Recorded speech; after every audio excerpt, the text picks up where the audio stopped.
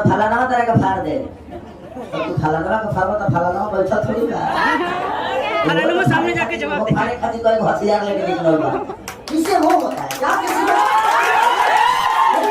नहीं किसी को मना नहीं करता। और जहाँ तक बोलने की सवाल है भाई हमारे से ज्यादा भोजपुरी में क्यों बोली ना क्योंकि हमको बोलने आता है। हम पढ़े नहीं हैं लड़े हैं समय से। हम पैदल मुंबई का रास्ता चुने हैं फ्लाइट से नहीं है। तब हमें पता है कि मार्केट में कितनी दुकान है। तब हमें पता है कि किस बाजार में क्या प्रॉब्लम है कैसे अपने जीवन को लेकर जाया जाता है। तो जिंदगी में अभी आज राजकुमार सिंह थोड़ी बने इनसे खुद ही पूछिए अही राम है या कम से कम 50 रुपए भैंसी रख ले बड़े विषय वो नहीं है। आज भी मैं तबेला पे जाता हूँ तो ओरिजिनल दूध मिलता है। विषय वो नहीं है कोई कर्म बुरा नहीं होता है बस मेहनत होना चाहिए।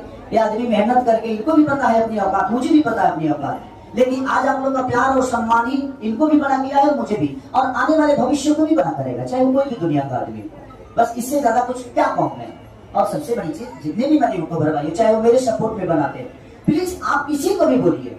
अगर कोई मुझे गाली भी देता है ना तो उसको गाली मत दो आप उसको सम्मान दो।